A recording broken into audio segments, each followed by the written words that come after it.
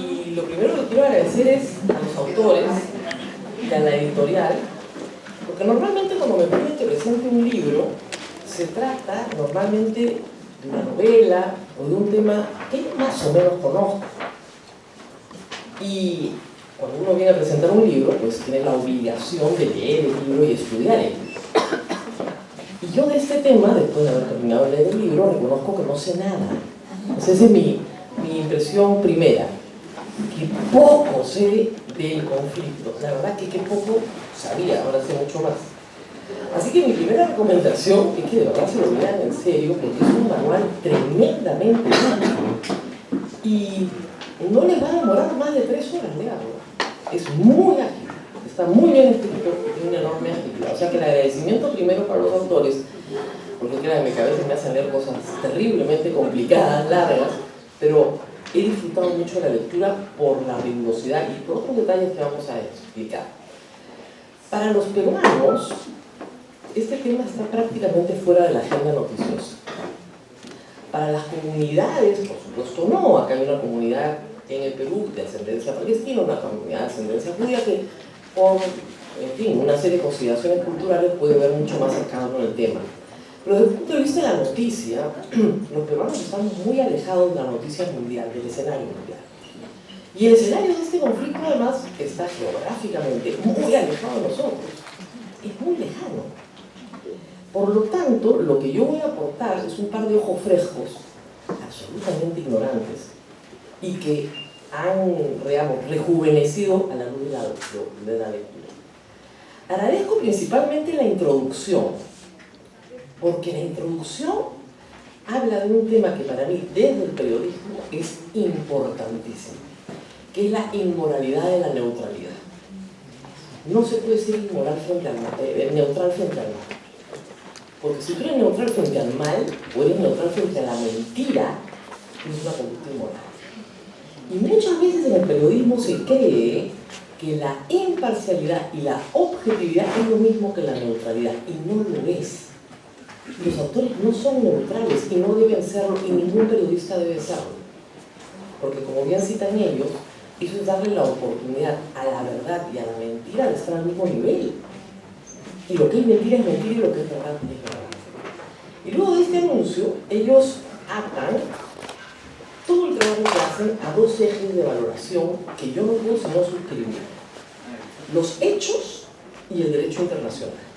Esos son los ejes de su valoración, todo el tiempo: los hechos y el derecho internacional. Tengo que confesar que yo tengo un sesgo, y esas cosas uno las tiene que reconocer, hacia la causa de un Estado israelí, seguro para sus ciudadanos, pero también seguro para todos los que habitan las tierras palestinas. Probablemente la imagen del holocausto, ¿no es cierto?, tan vívida para nosotros a través de las películas, a través de la difusión, a través de esta migración dura, realmente sufrida del pueblo judío, hace que el mundo, después de la Segunda Guerra Mundial sobre todo, simpatizara con la causa de un territorio para este pueblo que había sido devastado, que había sido víctima de un genocidio. Yo no tenía idea que este era un proyecto muy anterior a la Segunda Guerra Mundial, y me he informado gracias a los autores. Y me he informado también que habían estado estudiando los promotores de este proyecto la posibilidad de que Israel quedara en Argentina, lo cual hubiera colocado este asunto ahí sí mucho más cerca de nosotros y probablemente estaríamos, ¿no?, en la noticia todo el tiempo. O Uganda, Dios mío, no sé qué estaban pensando cuando decidieron Palestina. La historia, la breve historia que está al principio del libro, es muy útil, como reitero, para quien sabe poco o nada. Mapa incluido, ¿ok? Es, creo, muy importante entender ese origen para entender lo que pasa después. Sin embargo, los autores marcan desde el principio un punto de vista que es muy claro: el de la colonización forzada y sus trágicas consecuencias en el desplazamiento humano. El argumento de un derecho ancestral que está en el libro está, pero ellos claramente señalan que eso no basta para el desplazamiento que ha sufrido el pueblo palestino. Aun cuando ambos reconocen que el Estado de Israel es una realidad indiscutible después de casi 80 años. Creo que la lectura les va a ayudar a entender, como a mí, varias cosas, ¿no? Primero, la dificultad de ambas partes para encontrar puntos de encuentro para la paz. Es difícil encontrar negociadores por la paz, en este libro por lo menos, pero los hay en ambos lados. Es muy difícil entender la conducta del otro porque al final estamos hablando de 100 años de historia, de una ocupación de un protectorado británico que acoge un proyecto de patria para el pueblo judío, de un lugar-nación para el pueblo judío, un protectorado, ¿no?, que sale del territorio, lo entrega a medias, Naciones Unidas que interviene, unos límites que se fijan desde Naciones Unidas en 1948 que no satisfacen a nadie y que terminan siendo parte de la discusión hasta el día de hoy. Obviamente hay crímenes de lesa humanidad en ambas partes y vulneraciones al derecho internacional en ambas partes y nada de eso se oculta. Pero también hay una mirada sobre el radicalismo en ambas partes que conviene a los que no quieren la paz en ambos lados. Y mientras esos radicalismos prevalezcan, está claro que la paz no va a llegar. Y hay intereses cruzados desde el principio. Desde el papel de Gran Bretaña hay unas citas tremendas de Winston Churchill, y también el libro aporta mucha iluminación sobre que en las dos partes no hay dos monolitos que se enfrentan uno al otro. Cada pueblo tiene una variedad enorme, una diversidad enorme en sus formas de entender el conflicto y en sus formas de resolver el conflicto. Hay política interna cruzada en los dos lados. Y como les decía un momento, hay gente que trabaja por la paz desde los dos lados y gente que trabaja por la guerra desde los dos lados. Lo peor y lo mejor, como suele pasar en la existencia humana, además de otros actores regionales. Y también, como un actor importantísimo, el derecho internacional y el rol de Naciones Unidas, sobre todo el rol de los Estados Unidos. No resuelve el libro algo, porque lo que te pasa cuando terminas de leerlo y van pasando las horas y los días es que te haces más preguntas y más preguntas, y acá hay una que yo no puedo resolver, y es la rebeldía sistemática de Israel al Estado de Israel, al Estado de los Estados Unidos, en cuestiones que Estados Unidos plantea como requisitos para la paz. Los autores tienen citas de varios presidentes de Estados Unidos, desde Reagan hasta Biden, pasando por todos los gobiernos republicanos y demócratas, que le dicen sistemáticamente a Israel que no puede seguir llevando colonos a asentamientos en tierras ocupadas de Palestina una y otra vez. Y Israel no les hace más mínimo caso.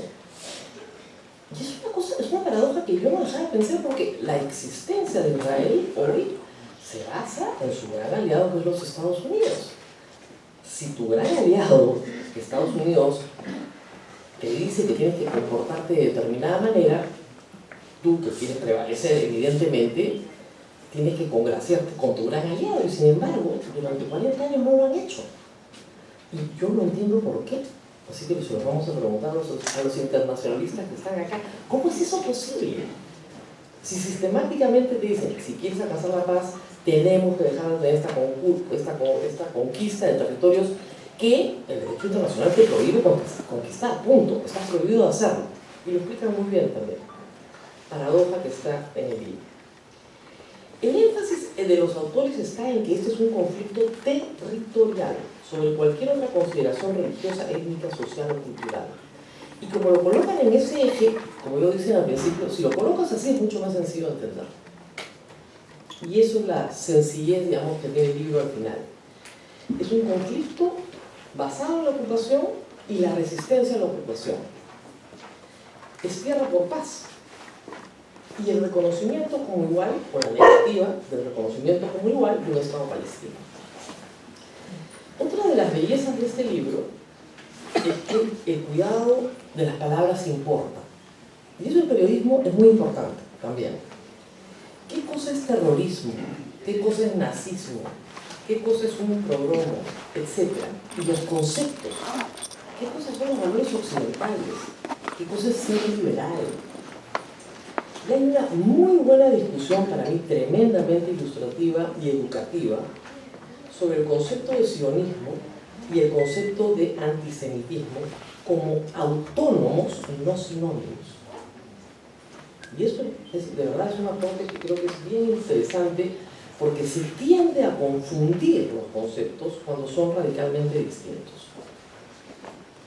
El formato del libro les va a permitir ir a un sistema de preguntas y respuestas, que creo que es bien audaz pero interesante. Al principio el libro es muy lineal, entonces ustedes van a ver, además de la introducción, la historia, el conflicto, etc., y van yendo en el tiempo, porque uno en este conflicto, les voy a confesar, uno tiene la sensación de que entra en una película que ya empezó hace tiempo, ¿verdad? Hay un montón de personajes que ya no están y hay otros, y tú estás como invitado ahí, no sabes muy bien, ¿no es cierto?, quiénes son los jugadores. Bueno, el sistema que ellos han optado para resolver este problema es un sistema de preguntas y respuestas. Entonces, a pesar de que lo han cuidado, puede resultar, si ustedes lo leen de corrido, como lo digo yo, que en algunas respuestas está parte de la respuesta que ya dieron a una pregunta anterior. Pero al mismo tiempo le permite a quien no quiere leerlo todo, no tiene tiempo, quiere repasar algo, ir directamente a la pregunta que necesita responder. Y esto creo que es un acierto y tremendamente útil para el lector. Y hay que decir que es un libro tremendamente citado, pero tremendamente citado. Porque claro, ellos prometen y cumplen al principio del libro que se van a basar en hechos. Y al basarse en hechos tienes que citar. Y es tremendamente citado. Cada una de sus afirmaciones tiene una fuente, tiene más de una fuente muchas veces, tiene más de un autor, tiene autores que se contraponen y explican a través de esas citas la posición que ellos toman. Yo solamente les encuentro una falta, algo que podría añadirse a una versión adicional, ya estoy casi en 15 minutos, que es que no está en la demografía actual. Esa fue mi gran curiosidad durante todo el texto. Porque hay un problema demográfico que se explica al principio del libro, muy claro. 5% de la población, cuando está el protectorado inglés, es judía. El 5% de la población es judía, el resto es palestina. De origen judío, palestina. Y a mí me hubiera gustado saber en 2025, después de todos los movimientos, desplazamientos, se habla mucho del desplazamiento de 750.000 palestinos, ¿cuál es la demografía de la zona? Porque eso creo que abre la puerta para encontrar las soluciones a la paz. ¿Qué es la aspiración? Y que yo creo que es la aspiración de todos. Y también quiero agradecer a los autores, porque yo no era consciente, les voy a decir, de todo lo que había cedido Palestina. Y la verdad es que ha cedido mucho. Mucho más de lo que la propaganda puede hacerte creer. Y en ese sentido es tremendamente educativo también. Muchas gracias a los dos, felicitaciones y por favor lean el libro.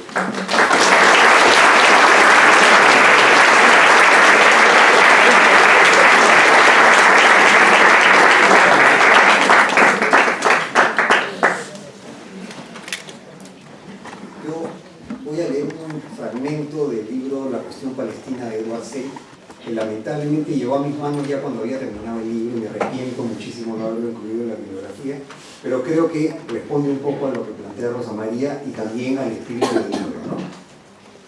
Dice así. Ya me perdí la página. Un segundito, lo tenía marcado.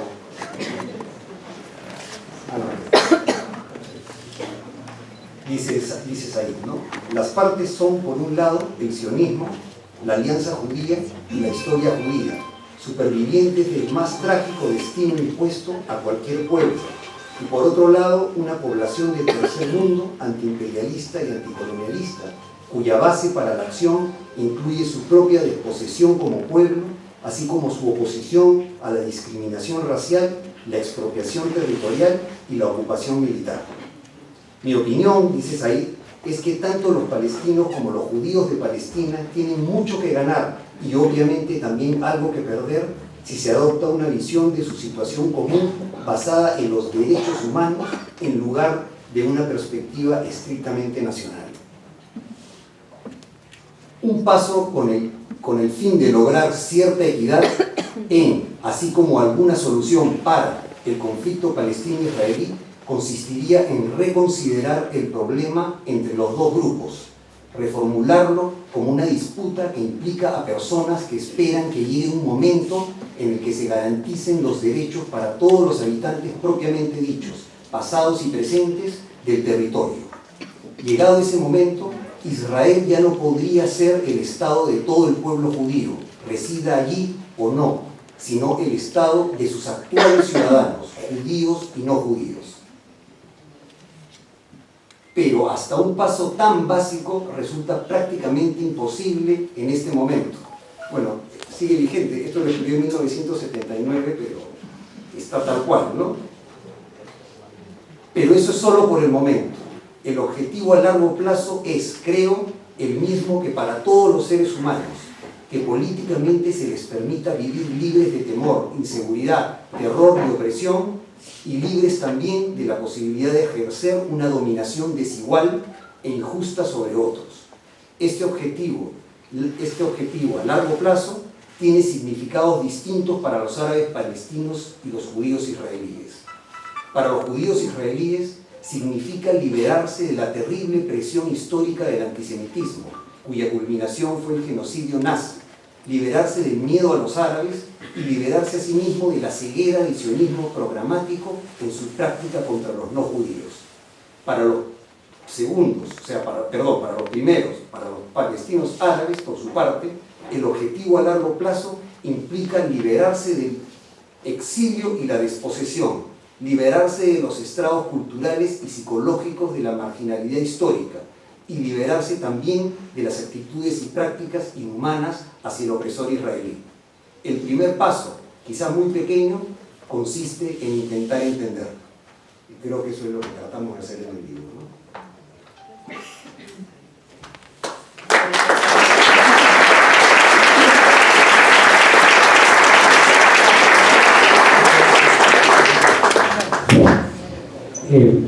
Voy a empezar diciendo que yo propuse a Rosa María Palacios como comentarista porque me ha entrevistado varias veces sobre temas de política internacional y no siendo especialista siempre me ha sorprendido el grado de preparación con el que lleva una entrevista. Si no lo sabía, como dice que no sabía, bien chancona. Créanme que yo me he sorprendido de lo mucho que sabe cuando se entrevista, ¿no? En temas que no son los suyos. La otra cosa que admiro en ella es, yo debo recibir una fracción de los ataques personales que ella recibe y yo me siento abrumado por ellos. Yo no sé cómo mantienen la sonrisa, la verdad. Pues, eso en primer lugar.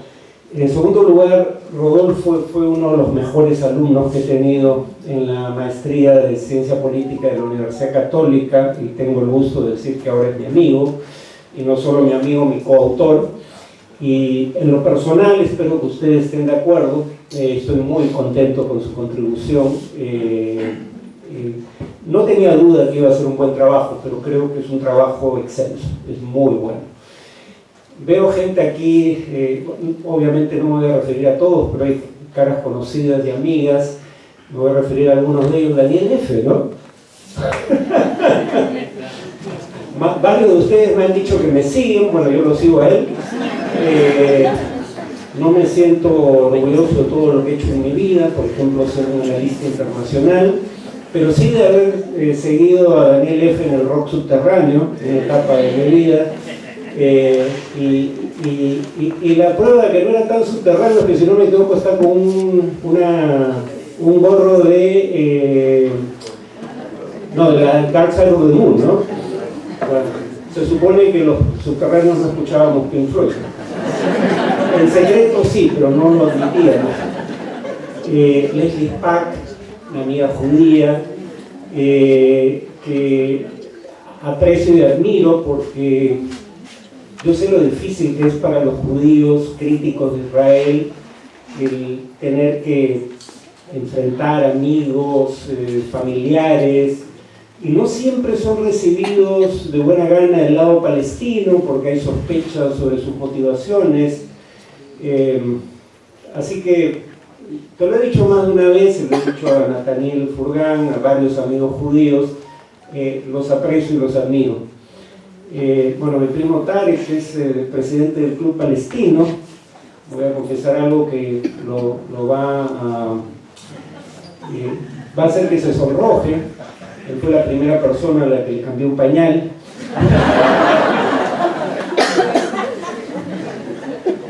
Creo que fue el último también, pero no fue la experiencia más grata, porque si lo quiero. Y bueno, pasando a temas menos gratos, bueno, en realidad podría empezar con un tema grato. Todo parece indicar que finalmente se ha llegado a un acuerdo de cese al fuego entre Israel e Irán. Ojalá se concrete, pero sobre todo ojalá que sea el principio de un cese al fuego en Gaza, que es donde más se necesita. La población de Gaza, cerca de 2 millones de personas, está recluida en 18% del territorio, eso es 65 kilómetros cuadrados.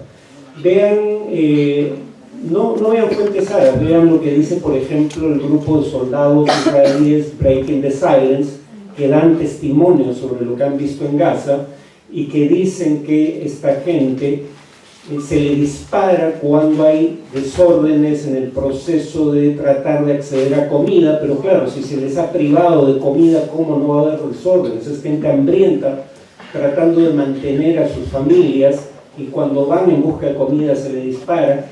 Ese es el frente en el que se necesita más que en ningún otro un cese al fuego. En lo personal, contra lo que la gente podría creer, no soy pleitista, no me gusta discutir, no me gusta pelear, soy de talante en principio moderado y tranquilo, pero hay peleas que hay que dar. No hay, un poco lo que decía Rosa María, ¿no? Frente a la injusticia no se puede permanecer en silencio. No solo en el frente palestino, creo que aquí también coincidimos los tres en ser opositores al actual gobierno, ¿no? Por ejemplo. Pero hay que escoger las peleas. Yo quisiera pelear menos, créanme, pero hay peleas que hay que dar, no hay margen para el silencio. El silencio es complicidad o cobardía. Hay culpas de ambas partes en este conflicto, pero no son simétricas. Una parte ha forzado a marchar al exilio a la mayor parte de la población del otro bando, ha confiscado sus propiedades para establecer colonias ilegales bajo el derecho internacional, y ahora, en mi opinión, está perpetrando un genocidio. Lo que hizo Hamás el 7 de octubre es un crimen que me avergüenza como descendiente de palestinos. Y no hay nada que pueda justificarlo. Pero hay algunos que creen que el 7 de octubre es el inicio de la historia, cuando los palestinos fueron forzados a marchar al exilio entre 1947 y 48, Hamás no existía. Cuando Israel ocupa territorios palestinos en 1967 y los comienza a colonizar, Hamás no existía. Y así como nada justifica el 7 de octubre de 2023, el 7 de octubre no justifica tampoco lo que ha venido después, ¿no?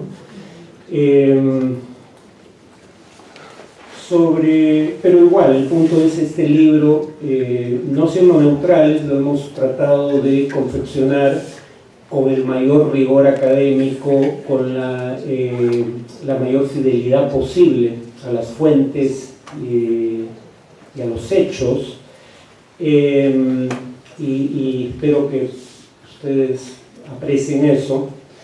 No tienen que creernos a nosotros, créanle a las fuentes independientes, crean a las normas de derecho internacional. Sobre por qué la relación entre Israel y Estados Unidos, créanme que es algo que yo mismo a veces tengo problemas para entender. Yo entendía el papel que Israel jugaba para Estados Unidos durante la Guerra Fría. Por un lado era un régimen políticamente estable, a diferencia de Turquía, donde había golpes de Estado constantes, o Irán, en donde el régimen proamericano fue instaurado por una acción militar estadounidense, el régimen del Shah, y luego fue derrocado. A diferencia de eso, Israel era un país políticamente estable. Se precia de ser un país occidental, cosa que yo creo que no es cierta, pero bueno. Pero en todo caso eso no es un mérito cuando estás hablando de una parte de Oriente Medio, que es mayoritariamente árabe y musulmana, que pertenece. Los fundadores de Israel, ha habido judíos en esas tierras por miles de años, eso no está en discusión, pero esos no son los fundadores de Israel, todos los cuales provinieron de Europa Oriental.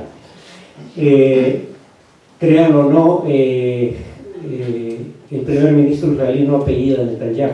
Ese es el apellido que adoptó su familia en Polonia, de donde proviene su familia. Su apellido es Milikowski, ¿no? Hebraizó su apellido para que suene de Oriente Medio, para asociarse a sí mismo con los judíos bíblicos. Cuando ustedes ven pruebas de ADN, los palestinos de hoy y los judíos que descienden de aquellos judíos bíblicos, los palestinos y los judíos de esa tierra tienen más en común con los cananeos, los primeros habitantes de la tierra, y con los judíos bíblicos que los propios judíos europeos que fundaron el Estado de Israel, ¿no? Pero bueno, durante la Guerra Fría Israel era uno de los 10 mayores exportadores mundiales de armamento, la única potencia con armas nucleares en la región. Cuando gobiernos estadounidenses no podían entregar armas a gobiernos aliados, como el de Somoza en Nicaragua, se triangulaba a través de Israel. Durante la Guerra Fría, Israel fue un aliado invalorable de Estados Unidos, para bien y para mal. En esa época yo entendía el papel de Israel en la política exterior norteamericana. Como decía un secretario de Estado estadounidense, es nuestro portaaviones y es un portaaviones insumergible en Oriente Medio. Terminada la Guerra Fría, cuando ya virtualmente no hay, primero no hay Unión Soviética ni por ende regímenes prosoviéticos. El único enemigo de Occidente y de Israel en el Medio Oriente en cuanto a estados es Irán, y es un estado muy debilitado. Ahora yo creo que la explicación va más por el lado de la influencia del lobby pro-israelí, y digo lobby pro-israelí, no judío, primero porque una proporción creciente, sobre todo de los judíos jóvenes, es crítica de Israel en Estados Unidos, y buena parte del lobby pro-israelí está compuesto por grupos más bien evangélicos, ¿no? Que creen que Israel cumple un papel en el proceso de advenimiento, el segundo advenimiento del Mesías. O sea, son pro-israelíes por razones puramente tácticas, porque pueden llegar a ser antisemitas, ¿no? Uno de ellos, un pastor de apellido Jeffries, dice: una vez que venga el Mesías, los judíos se convertirán al cristianismo y se salvarán, o si no, se condenarán al infierno. Pero estuvo en la inauguración de la embajada estadounidense en Jerusalén, ¿no? Y esto del lobby es importante porque se dice el lobby pro-israelí controla el gobierno norteamericano. No, el sistema de toma de decisiones es muy poroso en Estados Unidos, y estos grupos de cabildeo les basta con tener influencia en las políticas que les interesa. Porque el sistema de lobby se creó bajo la premisa de los grupos de interés van a tratar de ejercer influencia en la política por las buenas o por las malas. Mejor que la hagan por las buenas, legalmente, con personería jurídica. Pero además no van a tener demasiada influencia porque siempre va a haber un contralobby que haga contrapeso. Bueno, lamentablemente en algunas áreas no hay contrapeso alguno. No hay un lobby. Ahora tal vez pueda hablarse de un lobby pro-palestino, pero es un fenómeno de los últimos años. Gracias a los jóvenes americanos, y en particular gracias a las mujeres jóvenes de los Estados Unidos, que son el grupo más pro-palestino de su sociedad. Como no hay contralobby en el caso de la política hacia Cuba, y eso ha llevado a que se mantenga, yo soy contrario a la dictadura castrista, pero también estoy en contra del boicot económico de Estados Unidos contra Cuba, porque tiene un efecto sobre la población, más que sobre el régimen. Pero si algo debería quedar claro 60 años después es que las sanciones contra Cuba no han producido un cambio de régimen, ni lo van a producir en el futuro previsible. Sin embargo, como solo hay el lobby anticastrista y no hay un lobby contrario, ese tipo de política se mantiene. Lo mismo con la Asociación Nacional del Rifle.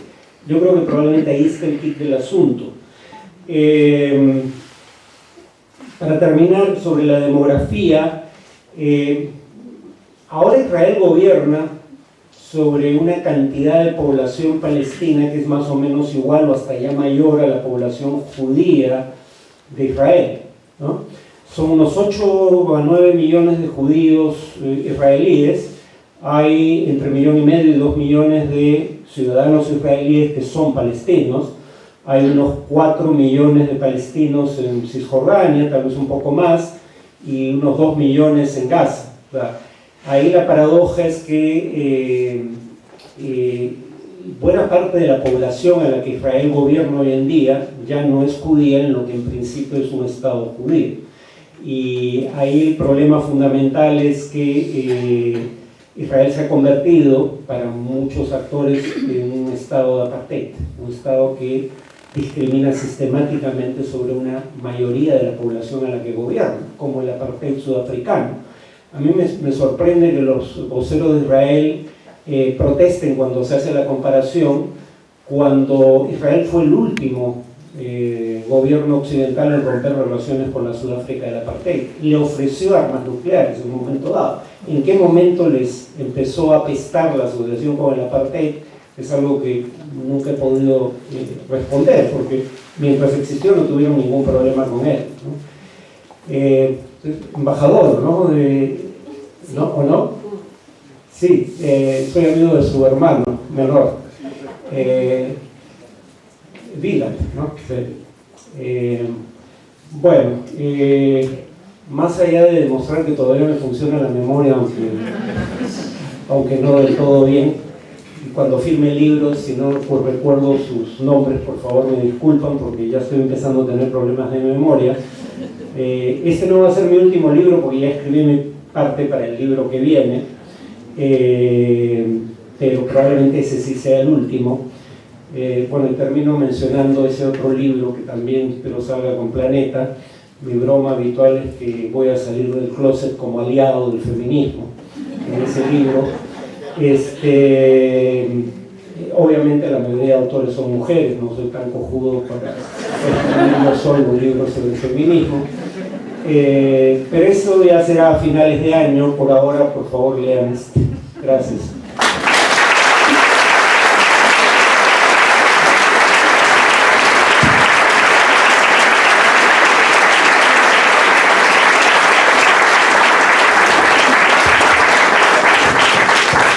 Muchísimas gracias, Rosa María, Farid y Rodolfo, por compartir con nosotros sus reflexiones y toda esta información tan valiosa y tan necesaria. Bueno, estoy segura de que hay muchas personas aquí que tienen preguntas, así que vamos a abrir el micrófono para sus intervenciones.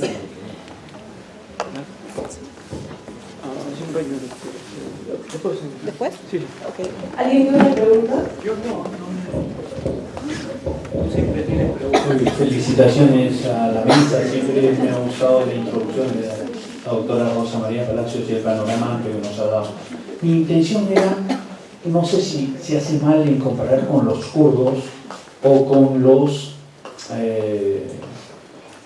también los turcos, casi han hecho una profilaxis con este otro grupo étnico que es armenios, los armenios. Esa misma suerte puede correr Palestina de no tener al final nada territorialmente como los kurdos y los armenios. Era más o menos mi inquietud para hacer un tema comparativo. Vale, felicitaciones. Los kurdos son el pueblo, la nación más grande del mundo sin un estado propio. Viven en el territorio de 4 países distintos, pero, a diferencia de Israel, ninguno de esos países les ha negado ciudadanía. No los tratan, o sea, no se respeta el principio de la igualdad ciudadana en la práctica, pero ninguno de los países en donde residen les ha negado ciudadanía. Lo que les ha negado es el derecho de autodeterminación en el territorio que esos países ocupan, para crear su propio Estado. No han sido víctimas de represión, pero aquí habría que ser claro. Saddam Hussein, un dictador sanguinario, usó armas químicas contra los kurdos iraquíes, contra los kurdos de su propio país. Lo que ya nadie recuerda es que tuvo apoyo occidental y de la Unión Soviética en ese proceso. Los kurdos, cuando menos, ahora tienen márgenes de autonomía importantes en Siria y en Irak. Podrían obtenerla o lo tienen en alguna medida, pero en Turquía, menos en Irán. Claro, ninguno es una democracia. En ese sentido, hay límites a sus derechos, pero hay límites a los derechos de todos los grupos en cuestión.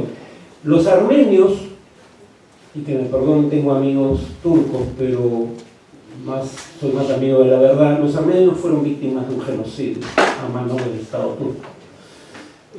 Pero los armenios hoy en día tienen un Estado propio, del cual son ciudadanos. Los palestinos están padeciendo, en mi opinión, un genocidio. Bueno, no solo en mi opinión, lo dice Francesca Albanese, relator especial de la ONU, lo dice Human Rights Watch, que solo habla del tema de la privación de agua en su informe, lo dice Amnistía Internacional. Yo no tengo ninguna duda de que la Corte Internacional de Justicia va a fallar en el sentido de que Israel ha perpetrado un genocidio en Gaza. Y el gobierno israelí dice explícitamente que su intención es desplazar forzosamente a la población kazatí del territorio. Por eso la ha arrinconado en un 18% del territorio y la ha privado de todo tipo de ayuda humanitaria. Es el preámbulo a su expulsión.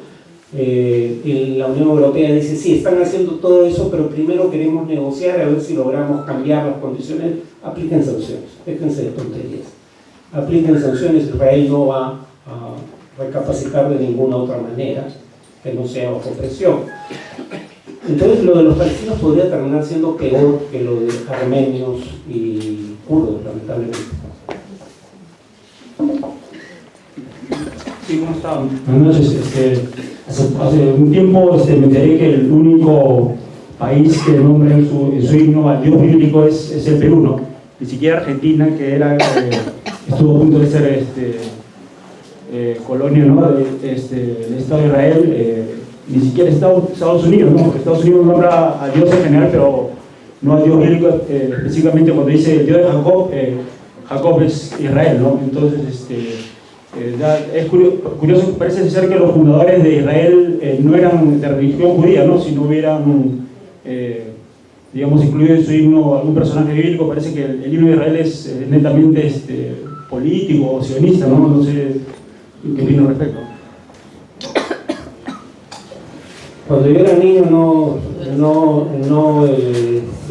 cantaba el Dios de Jacob. Eso se añadió en tiempos de Alan García. No estaba originalmente en el himno. Yo estaba fuera del Perú, por eso no protesté y me encontré con esa nueva versión una vez que regresé de estudiar en el extranjero. En el caso de los fundadores de Israel, es cierto que tanto los fundadores de Israel como, o sea, es una paradoja, ¿no? Como los primeros movimientos de liberación nacional palestino eran seculares y de izquierda. En el caso de los fundadores de Israel, yo siempre pensé que el universalismo que en principio proclama la izquierda es incompatible con un nacionalismo étnico como el sionismo. Y creo que el devenir histórico ha probado que ese es el caso. Pero en principio ambos eran pueblos dirigidos por grupos seculares de izquierda. El tema con la izquierda judía es que la mayoría fue exterminada, primero por la represión política en Europa, y luego por los nazis, ¿no? Dentro del sionismo, algo que no se sabe, es que había un grupo de izquierda judío, sionista, pero que decía no queremos un Estado para los judíos únicamente porque somos conscientes de que hay otro pueblo en esa tierra. queremos un Estado binacional en donde judíos y palestinos convivan en igualdad de derechos.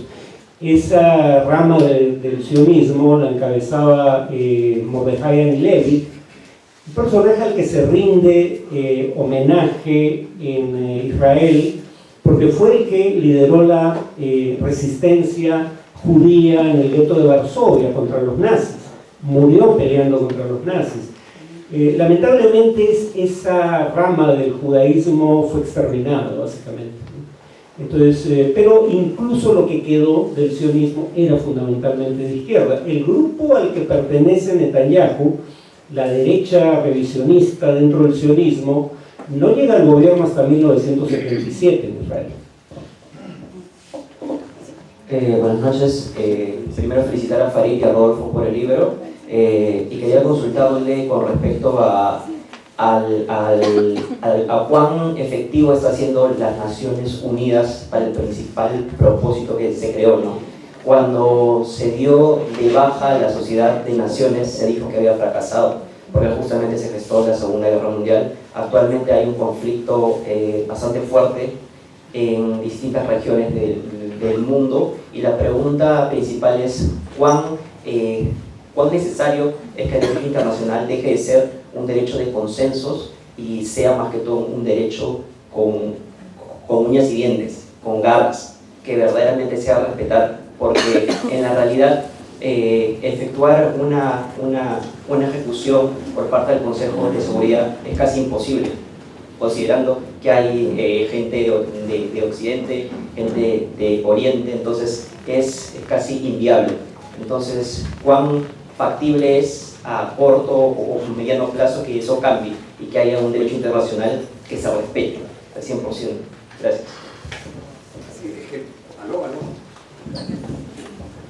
Sí, es que el problema es que el Consejo de Seguridad de la ONU se maneja hay derecho de veto de 5 miembros permanentes, uno de los cuales es Estados Unidos. Entonces, cada vez que, por ejemplo, hay una resolución en contra de Israel, Estados Unidos suele vetarla. Pero incluso las veces que el Consejo de Seguridad ha logrado pasar resoluciones en contra de Israel condenando, a pesar de eso, nunca se han aplicado sanciones consiguientes, ¿no? A diferencia de países como Irán, Corea del Norte, Irak, cuando vio una resolución del Consejo de Seguridad, inmediatamente vienen las sanciones, ¿no? En cambio, en el caso de Israel, o se vetan, y si pasan, nunca hay consecuencia de sanciones, ¿no? Entonces, claro, es un sistema no democrático, digamos, ¿no? Porque 5 miembros permanentes con derecho de veto, si los 14 miembros restantes votan a favor, pero basta que uno vete la resolución no pasa. Entonces, digamos, en ese sentido es muy poco democrático, pero claro, como hemos dicho, ¿no? Peor sería la alternativa de que ni siquiera existiera un foro de discusión y ni siquiera existieran resoluciones que pasan, porque por lo menos eso te da un marco legal en base al cual se puede presionar a los estados a que lo cumplan, aunque en la mayoría de los casos o en gran parte de los casos ello no ocurra. Buenas noches por acá, por dentro de los parlantes. Sí, ante todo felicitarnos por el libro, y quería hacerle un par de preguntas. La primera era, vi en un video en una red social sobre un panel de postulantes a la alcaldía de Nueva York, y les preguntaban ¿cuál va a ser el primer país que visites cuando seas alcalde? Y decían Israel. Entonces yo decía, pero ¿por qué les hacen esa pregunta y por qué todos contestan eso? Excepto uno al que dijo, no, yo no necesito ir a Israel. Prácticamente le iban a decir antisemita o algo por el estilo. Entonces la pregunta es, ¿qué tanta influencia tiene en realidad, incluso hasta para llegar a algo tan nuclear como una alcaldía de una ciudad en específico? Sobre la primera pregunta, bueno, ya hablé del lobby pro-israelí, es muy influyente en política exterior, pero específicamente en Nueva York debe haber más judíos que en la mayoría de ciudades de Israel. Debe ser la segunda ciudad más grande, digamos, de mayor población judía del mundo, ¿no? Salvo, presumo, Tel Aviv. Pero ahí ya empieza a haber un tema. El lobby pro-israelí es influyente, pero está perdiendo peso entre los judíos estadounidenses, en particular entre los jóvenes. Un dato que es interesante es el punto de quiebre son los millennials, los que están entre 32 y 35. Los millennials son la primera generación que se informa menos por televisión de señal abierta y periódicos y más por internet y redes sociales. Esa es la primera generación donde hay más gente que simpatiza con la causa palestina que con Israel, y eso aumenta a medida que la edad disminuye. El grupo más pro-palestino son los centennials, que en general es el grupo más liberal de la sociedad americana en cuanto a las mujeres en particular. Con los hombres hay un fenómeno muy curioso, porque hay un grupo de hombres jóvenes de clase trabajadora que más bien han virado a la derecha y tienen un discurso además fuertemente antifeminista, anti-minorías sexuales. Y entre los hombres, dependiendo del estrato social y nivel educativo, la cosa cambia. Las mujeres sí son más consistentemente liberales, políticamente hablando, y pro-palestinas específicamente, incluyendo en la comunidad judía estadounidense. Y la segunda pregunta es sobre cómo se podría atender este conflicto si en ambos lados hay gente que piensa que la resolución del conflicto es acabar con el otro. Entonces, como que está encajonado en algo bastante difícil de resolver. En cuanto a la segunda pregunta, como tú dices, van a seguir existiendo y conviviendo judíos al lado de palestinos entre el mar Mediterráneo y el río Jordán. Entonces, tiene que haber una solución a eso. Claro, hay sectores extremistas del lado judío, del lado israelí, mejor dicho, que lo que buscan es la limpieza étnica o el genocidio, o sea, quisieran poder expulsarlos. Pero siempre eso va a ser complicado, expulsar a la gran mayoría de la población. Entonces, tienen que llegar a algún tipo de convivencia sí o sí. Y solo hay dos soluciones posibles. O la solución de dos estados, que implicaría que Israel tendría que desmantelar todas las colonias judías que ha establecido en Cisjordania y en Jerusalén Este para permitir la constitución de un estado palestino soberano ahí. Pero si no quieren eso y quieren seguir colonizando el territorio de Cisjordania, la única otra opción posible es un estado binacional en ese mismo territorio, donde judíos y palestinos vivan en igualdad de condiciones y de libertad, en un solo estado para todos. Esas son las únicas dos posibilidades que hay, porque la tercera es la continuación del apartheid, ¿no? O sea, que Israel siga controlando todos los territorios con la mitad de la población que son palestinos, sin derechos políticos, sin derechos civiles, bajo opresión, y eso tampoco es viable a largo plazo, ¿no? Muy buenas noches. Ante todo, a los autores, muchas gracias por brindarnos un libro tan bueno y sobre todo tan rico en derecho internacional, en historia y sobre todo actualidad. Recalcar también muy acertada la invitación de Rosa María Palacios, que tiene siempre la posición informada y sobre todo con base legal y jurídica. Mi pregunta es la siguiente: ¿qué soluciones propondría la ONU, ¿no? O de qué manera debería reformarse para tener una participación mucho más activa y proponer una solución a este conflicto que lleva ya de larga data? Gracias. Algo que se me quedó en el tintero. Yo pensé que las correcciones de Rosa María Palacios iban a venir por el lado de derecho internacional, pero no dijo nada, así que presumo que hice bien la tarea. Gracias. Pase. ¿Con cuánto? Con 20. Y para tu pregunta, antes de que conteste, en el libro están todos los intentos de lograr la paz. O sea, los acuerdos de Oslo, la frustración en Camp Davis. O sea, las soluciones han estado. ¿Perdón? O sea, las soluciones están planteadas hace mucho tiempo. Pero acercar esas posiciones y lograr que haya cumplimiento después de acercarlas es lo que ha sido más difícil de todo.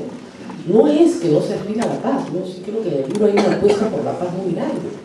Así que la solución al profesor. Tengo 20, El problema con Naciones Unidas es que cualquier reforma del sistema de Naciones Unidas tiene que pasar por el Consejo de Seguridad y habría que contar con que los 5 miembros permanentes se abstengan de usar el derecho a veto, y eso no va a ocurrir. Entonces, ahora, en honor a la verdad, Naciones Unidas fue creada como un mecanismo que debía trabarse cuando no había consenso entre potencias. La razón por la que hay 5 miembros permanentes del Consejo de Seguridad con derecho a veto es porque la Liga de las Naciones, que fue el antecesor, era un Estado, un voto, y las grandes potencias ignoraban olímpicamente a la Liga de las Naciones cuando fallaba en su contra. Entonces se crea un organismo en donde hay un matrimonio por conveniencia entre el derecho internacional y el realismo político, y es ese mecanismo del Consejo de Seguridad. Para que las grandes potencias no actúen al margen de la institución, se les da prerrogativas especiales. Igual no ha funcionado del todo bien, pero esa es la lógica con la que se crea. Lo digo porque si volvemos a lo que había en la Liga de las Naciones, tal vez no funcione tampoco.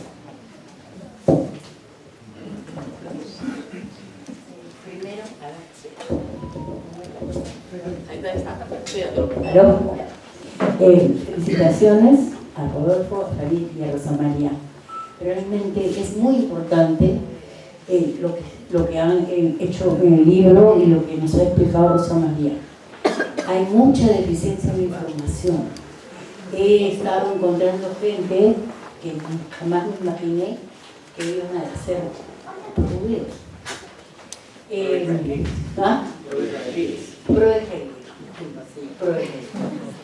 Exactamente, porque está mal señalarlo así. Pero tengo también otra inquietud. Ahora, más o menos en el 22 creo, comencé a ver algunas cosas que me llamaron mucho la atención y me pregunto por qué Palestina en ese momento se Gaza no estuvo alerta. Entraban grupos de jóvenes muy grandes, o sea, 400, 300 personas, solo a insultar a los palestinos. Entraban desde Israel por un túnel, entraban y solo se dedicaban a, creo que es a Gaza, y solo se dedicaban a insultar. Y yo pensé que eso no era posible. Y un amigo mío que había viajado recientemente ahí me dijo, eso es verdad, yo lo he visto con eso.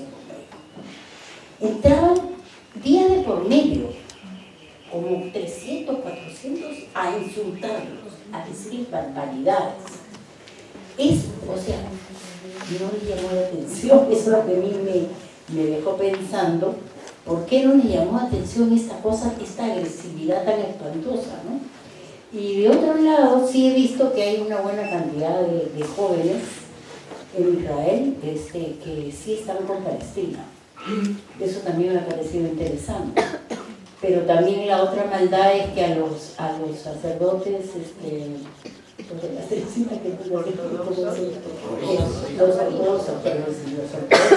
los patean en la calle, les pegan de alma, porque no están de acuerdo.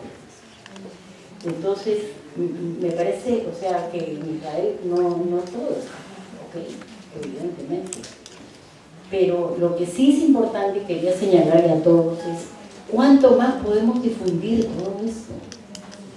Porque hay gente seria, o sea, me llama la atención que en el Perú no haya una marcha muy grande, una protesta, etcétera, ¿no? Creo que estamos demasiado calmados. Gracias. No hay marchas contra este gobierno, no van a marchar por algo particularmente económico de la distancia.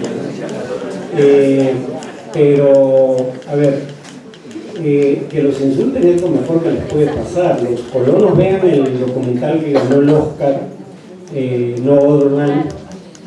Los colonos disparan contra los civiles palestinos con complicidad de las Fuerzas Armadas israelíes. Pero claro, ¿por qué pueden hacerlo? Porque los soldados son cómplices. Es una fuerza de ocupación que es cómplice de los colonos. Por eso ocurre eso. Hay el grupo de soldados Breaking the Silence, gente muy valiente que denuncia lo que hace Israel. Algunos no sirven en el ejército, son objetores de conciencia, prefieren ir presos que seguir en territorios ocupados. lamentablemente son una minoría dentro de Israel. Donde hay un número creciente de judíos críticos es en la diáspora, sobre todo en Estados Unidos. Uno ve encuestas entre jóvenes judíos en Estados Unidos,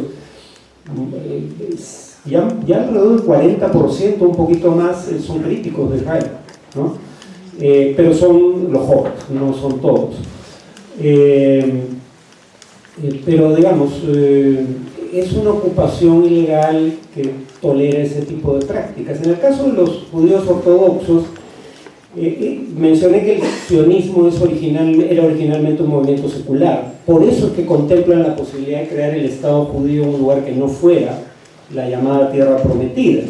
Porque la idea fundamental no era cumplir con la promesa bíblica, suponiendo que fuera una promesa terrenal y estatal, sino era tener un Estado propio con un ejército que defendiera a los judíos de la persecución secular de la que fueron víctimas en Europa, no en Oriente Medio. Los judíos ortodoxos creen que, no están en principio contra la idea de que haya un Estado judío, pero creen que este debe crearse con el advenimiento del Mesías, que el Mesías judío no ha llegado. Y entonces por eso son críticos de Israel, pero también critican las prácticas de Israel, algunos de ellos, no todos, en materia de derechos humanos contra los palestinos. Ellos son, que además muchos de ellos sí son originarios, ellos son los que recuerdan las relaciones cordiales que había entre árabes y judíos. Bueno, ellos eran árabes para empezar, su lengua materna era entre judíos, musulmanes y cristianos en el pasado. Yo recuerdo a mi padre hablando en árabe con amigos judíos, un señor de apellido Schneider, si no me equivoco era judío egipcio, y un señor, si mal no recuerdo, de apellido Vigio, judío sirio, y hablaban en árabe porque su lengua materna era el árabe, ¿no? Yo quería añadir algo de la gente joven, ¿no? Una persona joven, digo, vas a presentar este libro, sí. Yo tengo una posición bien clara, era graciosa la posición, pero yo estoy con la causa de Israel, ya, pero a Netanyahu lo tienen que meter preso. ¿No? Las dos cosas a la vez, ¿no? Tienen que tener su estado, vivir en calma y seguridad, pero a Netanyahu lo tienen que meter preso. Eso es un crimen de guerra. Entonces, yo creo que esa es una forma de resumir muy rápidamente esa gente joven en Estados Unidos que dice, ok, esto es un genocidio. Okay, acá están matando gente inocente, civil, no tiene nada que ver. Naciones Unidas y el derecho internacional, acá me lo ha enseñado el doctor, varias veces prohíben bombardear la población civil. No se puede hacer eso. Las normas de la guerra no lo permiten. Y sin embargo, se lo puede hacer. ¿Qué tal? Acá, buenas noches con todos. Disculpen si trastabillo, me pongo nervioso siempre cuando hablo. Si bien es cierto, se habla sobre la paz y que todos queremos paz, pero en mi opinión y bajo mi criterio, creo que jamás se consigue paz sin justicia, ¿no? Entonces, si vemos un Estado israelí que desde hace muchas décadas viene tirando la piedra y tirando la piedra y tirando la piedra, y donde su aliado, precisamente estratégico, no le hace caso, no asume las consecuencias de sus actos, va a seguir haciendo lo que hace siempre. Si tenemos organismos mundiales con siglas infinitas y no pasa nada, se va a seguir dando lo mismo, ¿no? Mencionaron el tema de la generacional, que es cierto, ¿no? Las generaciones jóvenes pueden ver más allá de la televisión. Antes teníamos un poder hegemónico comunicativo que era la televisión y la radio y no salía más de eso. Ahora tenemos las redes sociales y otros medios, ¿no? Y la pregunta es para ustedes, que también, además de investigadores, abogados, tienen una predilección por la comunicación, por comunicar, ¿no?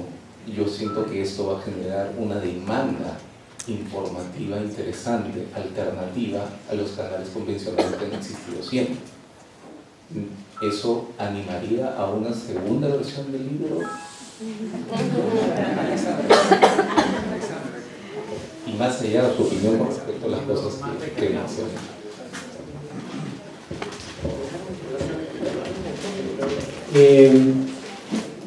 Bueno, debo decir que yo estoy muy contento con el resultado de nuestro esfuerzo conjunto y no descartaría la posibilidad.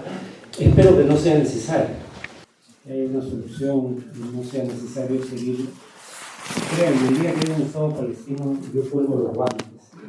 Este tema me satura, me abruma, no es algo que me guste.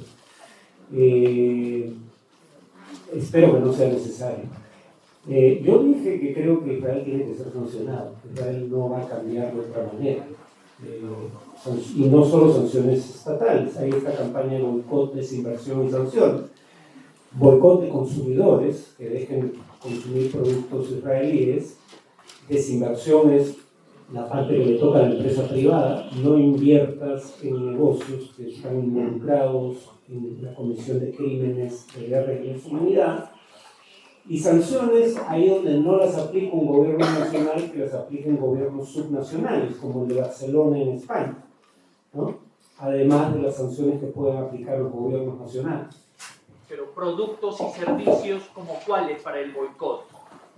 Busca BDS, hay una página en Facebook de BDS, ahí puedes ver toda la información. No te lo voy a dar afuera. Sin miedo, Farid.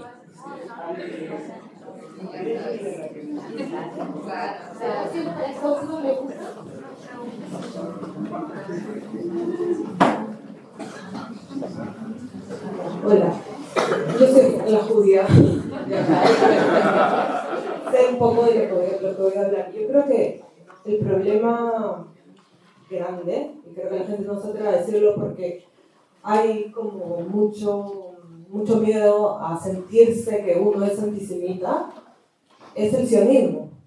El sionismo es el problema. No creo que sea un conflicto en primer lugar. Yo sé que ya les explicaste que tú no querías ponerle ese nombre.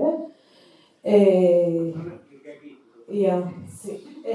Pero para mí, no me quiero explicar, sé que no hay tiempo, pero créanme que yo vengo de mi abuelo, mi único abuelo, el único que yo conocí, o sea, sus dos papás, su papá y su mamá, murieron en manos de los nazis. Y en estas famosas marchas de la muerte, y ellos han caminado en el frío, sin zapatos, sin comer, las imágenes que estamos viendo ahora en Gaza, ¿no? Entonces yo me he criado, me crié con un trauma muy grande, y para mí el único lugar posible donde yo iba a estar seguro era Israel. ¿Y qué pasó? Pasó que me enteré de lo que era la Nakba, y no hace mucho, o sea, eso fue en el 2021, y desde que me enteré de lo que era la Nakba, si la gente sabe o no, pero es la catástrofe palestina, mi identidad se fue a la mierda. O sea, así, y punto.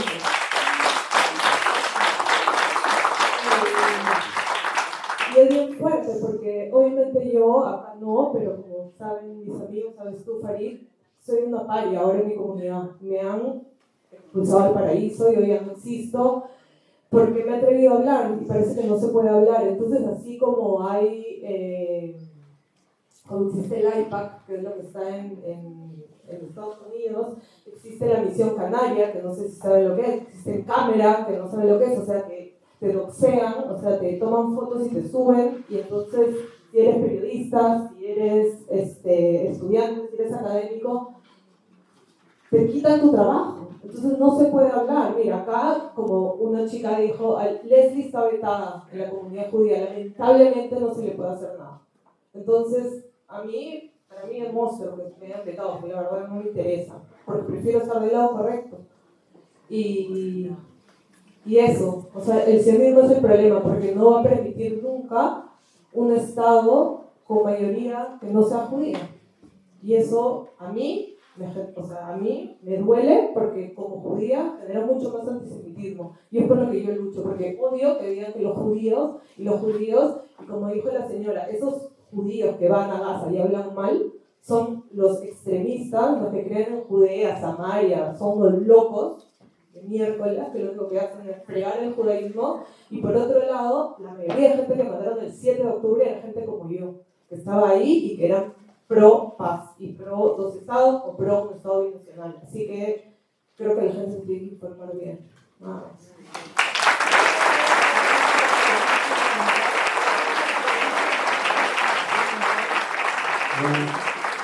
entenderán por qué la quiero. Y entenderán por qué la quiero a Leslie. Obvio.